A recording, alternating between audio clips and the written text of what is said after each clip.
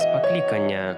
Гісторыі людзей, якія адказалі так на голас Пана Бога. Пахвалёны Ісус Хрыстус, паважаныя радыёслухачы. Вітаем вас у праграме «Голас паклікання».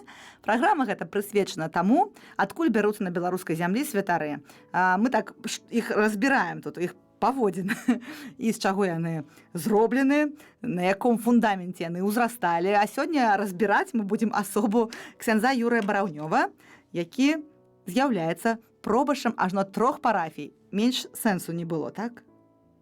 Я агучу. Спіс такі. Пробаш парафіі Найсвяцейшага сэрца Пана Езуса ў Курлеўшчыне, пробаш парафіі Маці Божай Каралевы Кароны Польскай у Порплішча і пробаш парафіі святога Юрыя і святой сям'і ў Барсуках. Называюць ён іх базілікі. Самі прыдумалі? Конечно.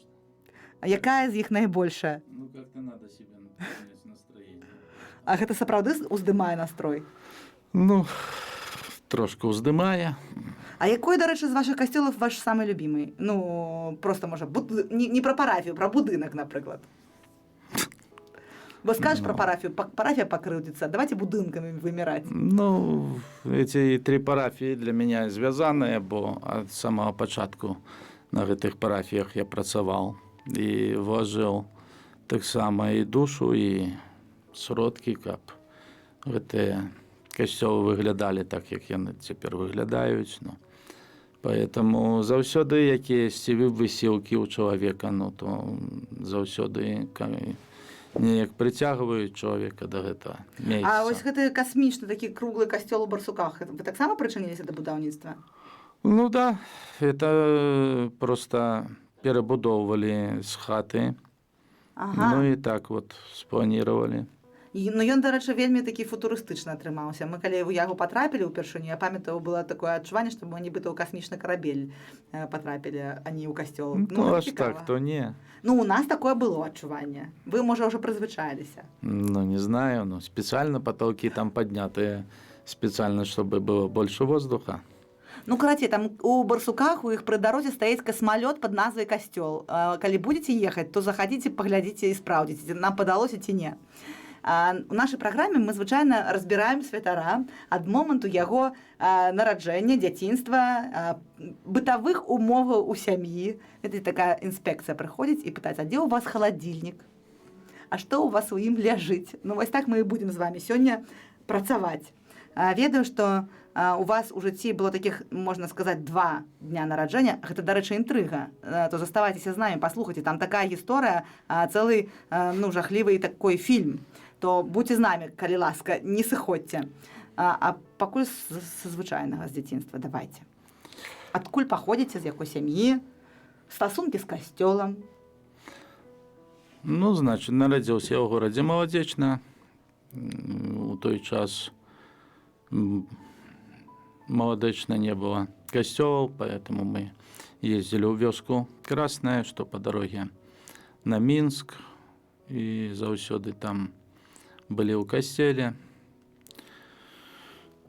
У той час ужо, ну, больш як 10 гадоў, як я меў, то ўжо прыслугоўваў там пры алтары, было цікава ездзіць, ну, заўсёды мы з мамай ездзілі, малілись.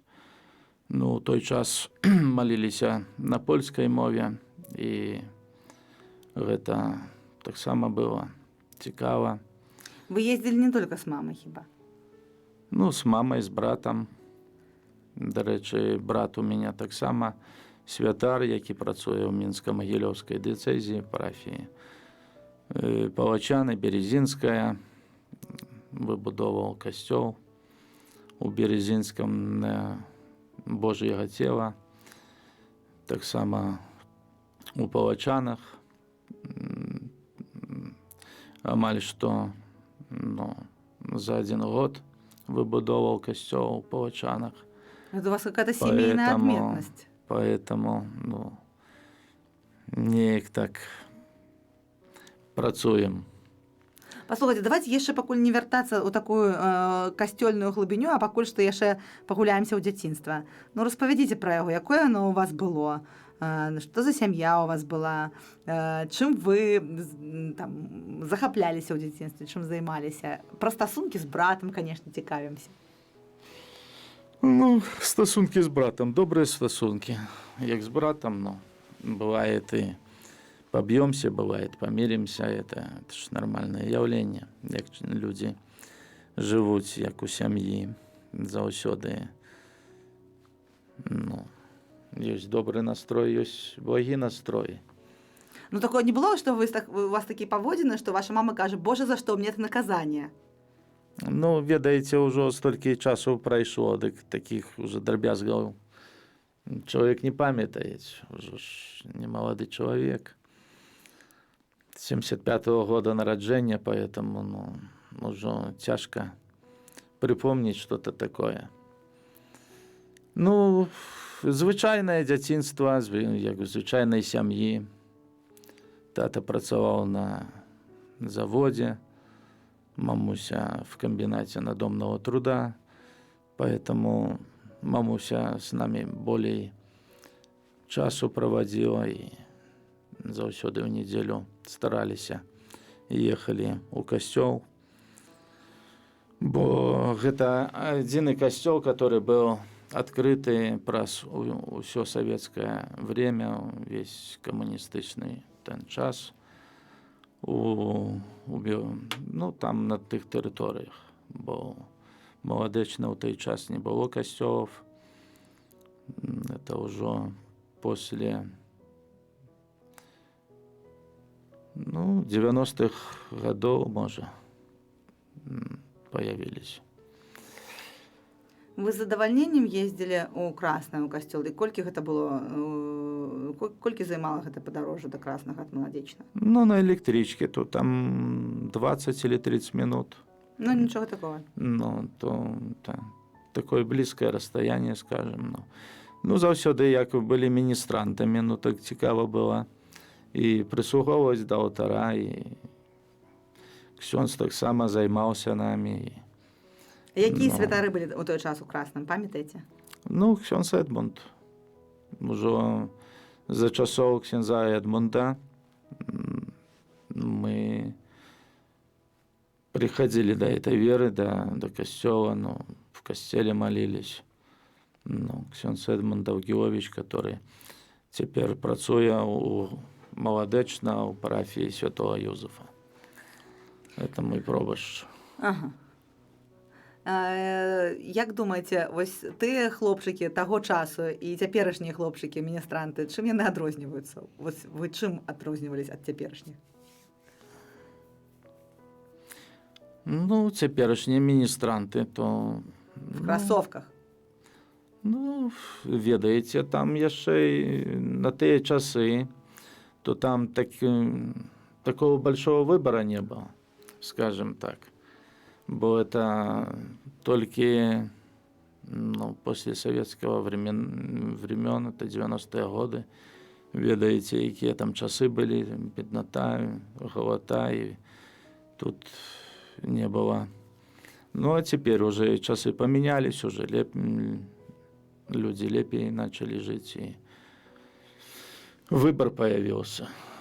А там калісьці, я памятаю еще в детстве, ну, калісьці мамуся отстоит, купит бананов, и таких зеленых, положим под кровать. И потом я малой заглядаю, там, те они не созрели, те созрели. И не могу дождаться, когда они созреют, чтобы покушать. А теперь, например, заходи в магазин, что хочешь. Не цікава нават. Ну. А тады такого не было. Приходилось развлекаться министранством. Ну, разные развлечения были. Ну. А да, рэчы, вот, якая з працы міністранта была вам больш па сэрцу? Што вы любілі рабіць? Ну, уже Ходила? таких уже моментов я не помню. Бо это такие, уже, не запоминаются моменты, что там цікаво, не цікаво. Не, ну я ведаю, што Трэба было часам рабіць. такі ёсць спаборніцтва ў міністрантаў за кадзіла ці за, я не ведаю, званочак. Ну, не было такого у нас. Не было такого, все рабілі з радасці. Ну, что надо, то и рабили, ну. Что пробач говорил, то и рабили. Ці можна вось цяпер з такой зрабіць высновы, што ў дзяцінстве у вас шмат уклала каталіцтва ваша мама? Ну да, можна выснову такую зрабіць, бо была вельмі веруючая жанчына. Заўсёды старалася таксама нас навучыць. Ну, таксама праз тое, што мы ездзілі да касцёла. Ну, это таксама. Да, Ну, а якая мова была першая мова малітвы? Польская у вас тады, так? конечно. Тады маліліся Толькі толькі на на польскай польскай, так? мове. І таму вельмі майму сэрцу блізкая гэта мова і вельмі, ну, родная, скажем так. Ну і цяпер, калі вы сам на сам, канешне, вы не будете маліцца ніякімі латынямі, а толькі польскай мовай. Ну да, как у дзяцінстве. Так, это класна. У нас мы так збіраем такую статыстыку па Беларусі пра мову дзяцінства. Ну і сапраўды гэта так цікава, што вось мова дзяцінства сапраўды з'яўляецца малітва на польскай мове. Здоровасць Марыі і так далей. Да. Цікава. Распавядзіце пра вашы планы ў дзяцінстве. Што вы сябе планавалі? Кім вы сябе бачылі? Чула, што хацелі быць рэстаўратарам чагосьці з якіхсьці будынкаў? Ці гэта была проста... Гэта, ну, заўсёды нейкую спецыяльнасць трэба было мець, каб у жыцці. Ну, так я паступіў у мире. Открылось на той час, это 90 какой-то там год. Не 90, а 89-й. 89-й после год. 9 классов, так? Да. В 89 году открылось там училище художественно-реставрационное в мире. Ну, тогда такое оно было. Там краснодеревщики были, резчики, ну, с таким художественным, скажем, уклоном. Сейчас там я слышал, там просто строительное ПТУ сделали. Ну, а на той час то это, наверное, было единственное училище, которое на весь Советский Союз что таких специалистов готовило, скажем так, ну, по крайней мере, мне на той час так показалось. На той момент ваши професійныя планы выглядалі у сувязі з гэтым? Так, кім себе бачылі? Ну, я бачыў, ну, мне надо ж было атрымаць нейкую спецыяльнасць, каб жыццё пражыць. Ну, и я выбрал поехать это самое, ну, реставрация, заўсёды связана с художеством, бо калі я вучыўся у школе, то параллельно скончил мастацкую школу. И поэтому, як мастацкий уклон был там, в этом училище, ну так я и пошел. Не весело что-то нам сегодня. Чем ваш брат займался у той час? Ну, брат займался, он учился в политехническом институте. И, ну, наверное, в 92 году он там был на втором или первый курс политеха, закончил, бросил и пошел в семинарию. Дознался про семинарию и пошел в семинарию. Я так само задумался на той час про семінарію. А вас не здзівіл яго выбар? У вас, можа, аб гэтым размова была раней, што так можна ў семінару пайсці? Ніхто не збіраўся дагэтуль, да моманту паступлення ў іншыя установы? Ну, напэўна, он думаў уже про гэта, бо это такой сознательный выбор, бо і политехнический институт таксама цяжка было паступіць. Ну, і заўсёды чалавек, як уже осознанно бросает и идет, значит, уже выбирает. Ну, я мел час, бо еще 2 года мне надо было учиться в этом училище. И поехал тоже в семинарию посмотреть. Ну, как по там. выніку ви скончили вашу вучэльню, Ну, так? я потом скончил вучэльню и поехал тоже в семинарию по стопам брата. Ну, Вы маме сказали об гэтым адразу? ну, конечно, мама знала. Мама была обрадована. Што оба пашлі туды, ну і добра, так? Ну, Ну, бо веруючы чалавек быў заўсёды глядзець на гэта другімі вачыма. Поэтому нічога супраць не мела. Ну, бацька таксама быў згодны. А што вам і ваш кіравала? выбар. Што вам і кіравала? Гэта было сапраўднае пакліканне на той момант, ці гэта был проста, ну, такая цікаўнасць быць побач з братам, паглядзець, што Ну. там, што гэта было, вы можете акрэсліць? Ну, можа, з цікавосці пайшоў. А тады ўжо сознательно уже перешло это все. Поэтому, ну, заўсёды пути Господни, как говорит, неисповедимы.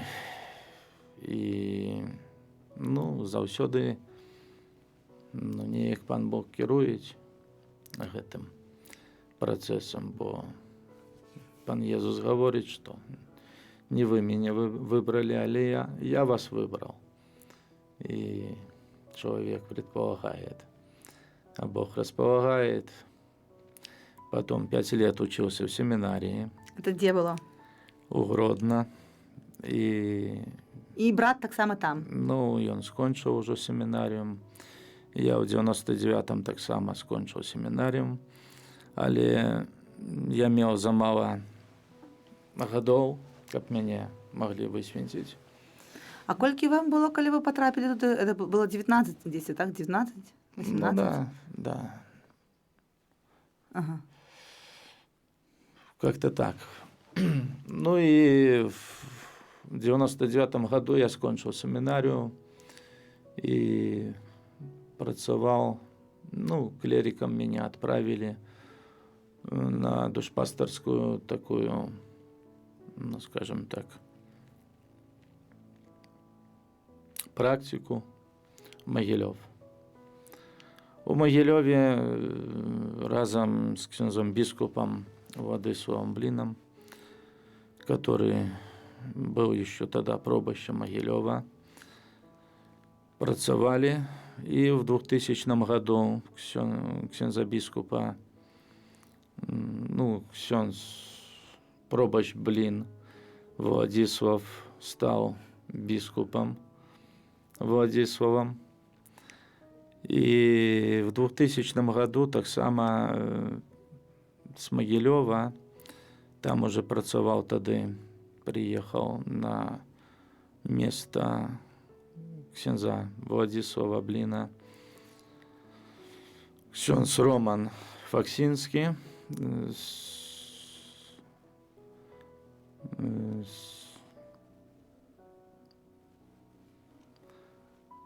Мы погуглим потом. с этого самого какого-то. Как называется эта вёска? Вы у мяне пытаетесь. Давайте у слухачоў спытаемся, і яны нам пасля адкажуць. Вы На мне не Бобруйск, Слухайте, Бобруйск. Вёска Бобруйск, Да. выбачайце, мы вас зараз вось статус вас узнялі да вёскі ажно. Скажите, Ну. а гады семінарыі мы так неяк шустренька праз іх Ну, а прабеглі. что там? Ну там хаця б цікава было ў той семінары. Ну, конечно. А якой самы любімы прадмет быў? Ну, сама семинария, она еще была, ее только отдали. И, в принципе, вот эти вот первые курсы, в том числе и мой, мы еще отбудовывали эту семинарию. То есть еще, кроме учебы, мы еще, скажем так, физично працавали. Ну, то есть там было... В советские времена там была, коротей кажучи, морг. Наш любімый. Ну, Слова морг в этой праграме будзе не аднойчы гучаць, дарэчы. Это, как Ну. это, спойлер. і вось Так. з гэтага, ну, будынку бо гэта даўнейшы кляштар бернардынов, здаецца, па-бернардыцкі кляштар. С этого морга мы перарабляли ў семінарыю, чтобы можна было жыць, можна было нейкія аулі зрабіць, каб вучыцца. І вот так гэтыя пачаткі адбудовы, скажем так, веры, адбудовы гэтага семінарійнага жыцця. Заўсёды гэта было цікава, бо праца вучылася разам з такой працай, скажем так, научнай, вывучалі прадметы і ўсё на польскай Жадання кінуць мове. не было? Не, было цікава. Як без інтэрнэта? Нормально было тады? А тады інтэрнэта ўвогуле не было. Ну, я ведаю, я ж тоже жила ў тыя часы, нічога. Ну, і нічого так атрымоўвалася, так. Нават і ў дзяцінстве неяк без інтэрнэта добра жылось. Можна было з клюшкай зімой пабегаць, з мячиком, футбол паганяць. Поэтому заўсёды каждый час по-свойму добры. Ну, неяк мне шкода гэтых дзяцей цяперашніх, бо сядзяць у гэтых тэлефонах, у гэтых камп'ютарах. Ну, так то не видно, чтоб этих детей было на улице, как количество мы. Или зимой шайбу гоняем, или футбол гуляем, все дворами. Ну, как-то пустые дворы. Ну, але на каждый час свой час. Інтэрнэт, можа, і ўсё вернецца, будуць вам шайбы дзеці гуляцца. Распавядзіце, калі ласка, пра то, як вы сталі святаром, вось пра той дзень, памятаеце яго? Ну, святаром, то долгий путь у меня был до святарства. Скажем так, в Могилеве працавал. Значит, в 2000 году мы с молодежью ездили зимой на ТЗ. Проходила ТЗ тогда в Варшаве. А вы кім тады былі, які быў ваш статус? Ну, я тогда был клериком. Так. Скажем так, еще, ну, может, весной уже меня высвинтили бы в диаконы, по возрасту уже подходил бы. Но 19 соковика на святого Юзефа, ремесленника, працаваў с нами таксама викарием у той час ксёндз Андрей Далянский, который з'яўляецца цяпер пробашчам у Костюковичах. Это амаль что на границе с Россией такая парафия. И тогда мы только ехали в ту парафию. Ну, первый раз ехали. Ехали водитель, местный человек, своей машиной вез нас. Ксёндз Андрей Далянский. Спереди сидел возле водителя. Я, як клерик, за водителем сидел сзади. И две сестры законные, закону милосердия Божьего. Фаустинки. Не Фаустинки, а... Падказка нам трэба. Трэба падказка. Якія сёстры з закону Божага? Ну, яны потым падкажуць. Ну, добра. Робяць вочы там страшнае. Што было далей? У мяне ўжо... Я ведаю, што было далей, мне аж ну цяперака страшна. Ну и ехали мы. Ехалі. Ехали. И в дороге, на половине дороги, там есть такой поворот, скажем так, крутая дорога. И на этом повороте, скажем так, мы не доехали. Хтосьці спротив, ну, с противоположной полосы обгонял какой-то грузовик. И просто на этой дороге мы не разминулись, и он въехал в нас. И наша машина, ну, в аварийном стане. Этот человек еще тады развярнуўся і ўцёк. Ну, яго адразу знайшлі там вельмі быстро. Ну, последствия в нашей машине, то это водитель, который кіраваў гэтай машиной нашей, в щиколотке нагун сломал. У ксенза, ну, немножко себя поцарапал, скажем так, лоб, бо был пристегнутый. Ну, самое меньше пострадал, скажем так. Ну, самый большой удар пришелся на нас, сидящих сзади. Это с моей стороны, судя по всему, был этот удар этой машины. Мы втроем сзади заснули, ну, бо 100 километров до той парафии в Костюковичах надо было ехать. Ну, так трошку такая длинная дорога. Мы помолились коронку до Божьей милосердности и просто от нечего делать заснули там сзади. Ну, проснулся я праз 2 тыдні. Я хотела тут пожартовать, что никто не загинул в машине, кроме вас. Ну вот, загинула Мгм. сестра, которая сидела вместе со мной по центру. И потом мне рассказывали, А другая сестра так само моцно голову пошкодила, Мгм. что вельми великие проблемы имела.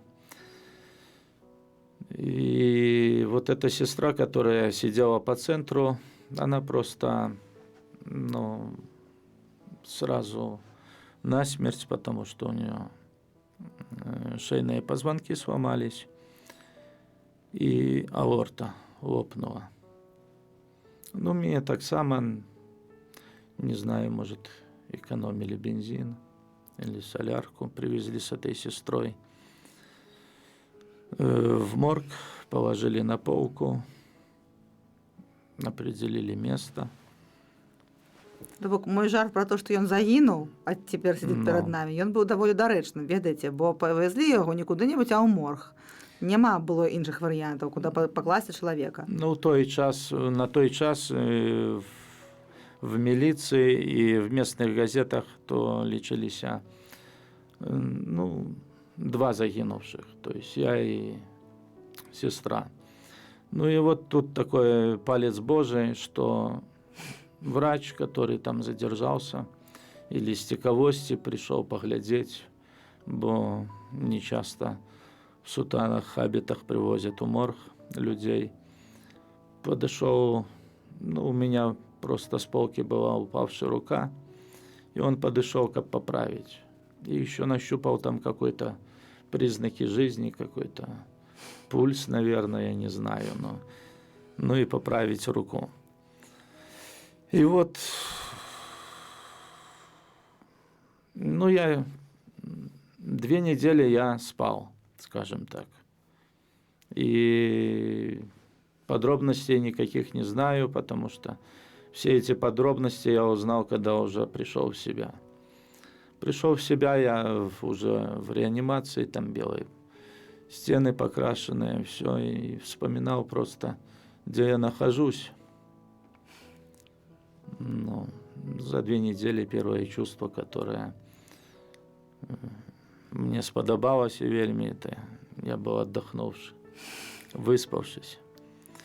Поэтому, ну и так вот, и лечение мое все это проходило 3 года, скажем так.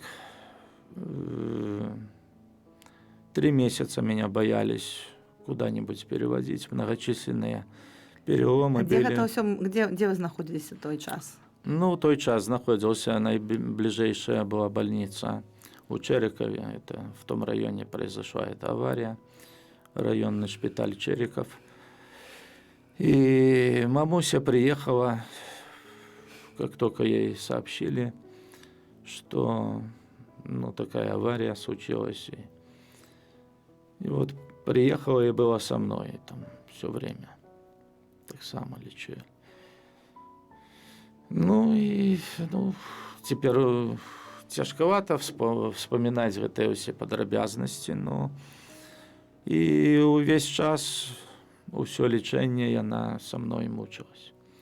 А тата быў заўсёды адзін дома, таму в 2000 году таксама ў него сэрца не вытрывала і адышоў да нашага пана. Ад гэтых переживаний, бо заўсёды адзін, заўсёды аставаўся. Мама со мной везде по ўсім шпіталям ездзіла. Яна была весёла? Яна была энергічна? Якая яна была вось аб той час побач з вами? Як вы думаеце, які чалавек будзе, Я таму пытаюся, мне цікава. гэты чалавек будзе весёлы, калі бачыць сына ў такім состоянии, такім стане, што между жыццём і смерцю, скажем так. Гэта, цяжка. Переживала, вядома, маркотна была. Бо гледзячы, бо гэта цяпер такі добра выглядаю, а тады увесь пабіты быў. Весь в гематомах, многочисленные переломы. Таксама мне справку выдали. Военный билет выдали, что 189 статья – это многочисленные переломы. Это уже комиссуют. Даже не надается на войну в военный час. А не будзе ад вас карысці, калі што, ў вайну? Якая карысць уж тут? С инвалида что возьмешь? И 2 года я был инвалидом, второй группы считался, на костылях ходил. Все это лечение так происходило. А у сувязі з гэтым не ўзнікалі нейкія планы змяніць курс сваім жыцці, не быць святаром, не станавіцца ім, браць што-небудзь іншае? Розныя думкі, конечно, былі, бо не было расчаравання у пане Боге, што ён вас так пане Боге, то напэўна не было расчаравання, толькі што усе глядзелі, в том числе і біскупы, што з яго выйдзе, ці он выйдзе з гэтай сітуацыі, ці единственное заинтересованное лицо. Ксёндз Владислав Блин был. Он некалькі разоў отведывал меня ў шпіталі таксама. Бо знаёмыя тэрыторыі для него тоже, можно сказать, были. Он там приехал в шпиталь, меня проведал, так само приехал молодечно на мое день рождения тоже, поздравил. То есть единственный человек, который был заинтересован, чтобы я был ксензом. И как-то так подбодрил, и теперь я працую в Витебской диецезии, може, тому что остальные бискупы как-то, не знаю, може. Вядома, ксёндз кардинал еще тогда, уже старший человек был, то ему особо, може, не было. Бо я некоторый час так само лежал в шпитале тут у Мінску. И, чтоб хтось так, только курсовые мои приходили, проведывали, знакомые у шпитале, кто тут працаваў на той час у Мінску. А так. А Божья присутность, вы ее адчувалі? Да, конечно. Да, конечно. А можно неяк падрабязней? Я не знаю, я все время... Чалавек вось ляжыць у ложку, і ў яго нічога няма, акрамя вось сцяна, ложак. Как мама говорила, что заўсёды это самое шутил.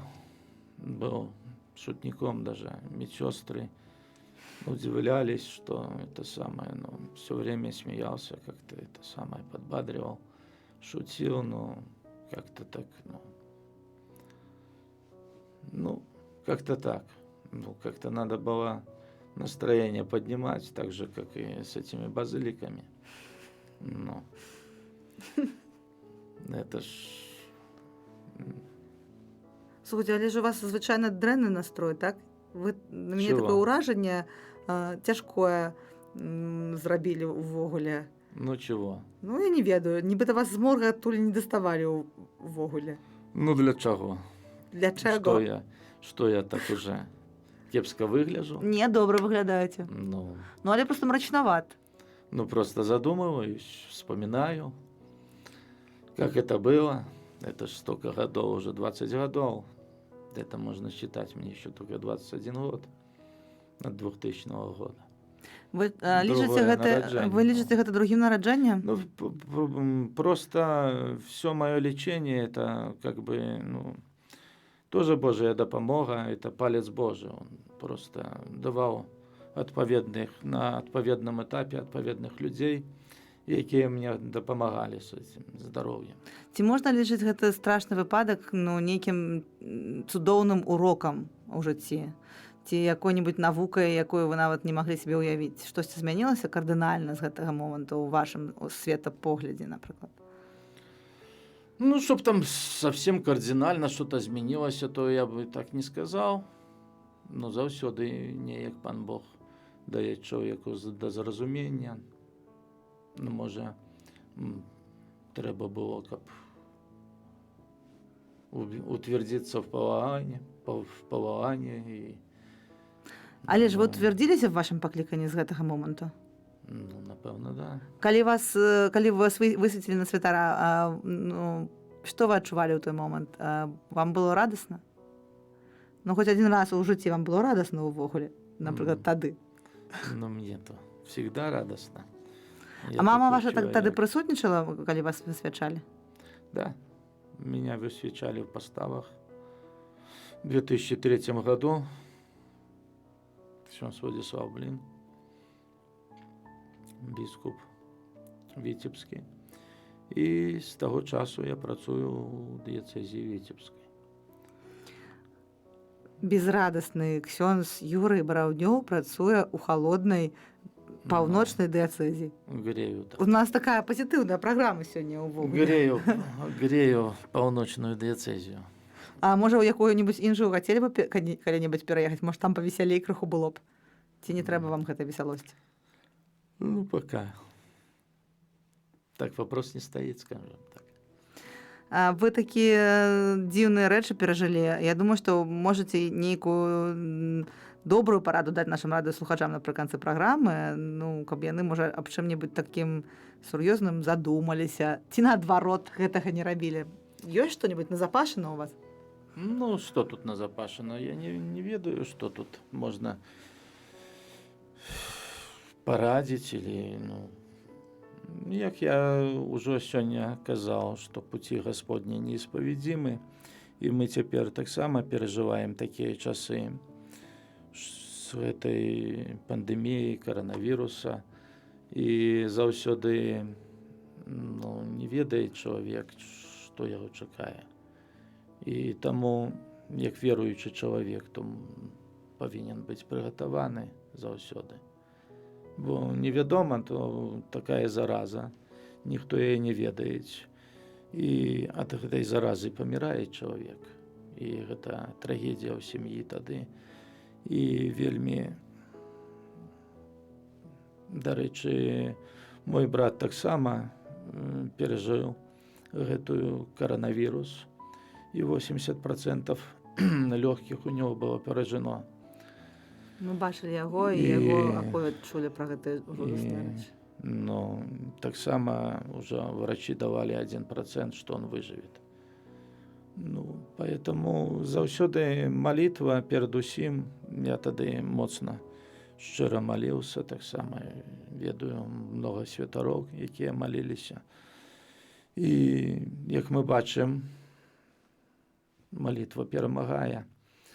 До речі, в той момент, коли была авария в 2000 году моя, мне тоже, я там много где в разных месяцах был на практике, як клерик. Ну, дык амаль што ўся Беларусія тады малілася, бо много хто ведаў, і як апавядалі, і як казалі, што і мы маліліся. І як вынік цяпер не скажаш, што і з морга чалавек. Не, зусім як новый. Ну, поэтому заўсёды новае жыццё по-новому. Новая жизнь никогда не дается даром, Ну. спевая группа ДДТ. Да, Добрый спев, до речі. Амаль што пра вас. ну, Будем скончваць на гэтай мажорнай ноце, бо я баюсь, што і зараз мы яго опять згубім, і ён свой сум паўночны ад нас сыдзе. Дзякую вам шчыра за то, што до нас завіталі. Сёння у нас, дарэчы, у нас сёння не чацвер, у нас сёння нядзеля, і мы ў нядзелю бавім час у студыі Радыё Марыя. Харошы час у студыі Радыё Марыя ў нядзелю. Кожнаму з вас такога жадаю, і такіх суразмоўцаў, і такіх падарожжаў, якія нас сёння чакаюць таксама з дзяўчаткамі. Таксама вам вельмі зычу, і ўсё гэта магчыма з панам Богам і ў нашым касцёле. Хораша тут. Дзякую вам шчыра. Хвала Христу. навеки вечные. Все. Голас паклікання. Гісторыі людзей, які адказалі так на голас Пана Бога.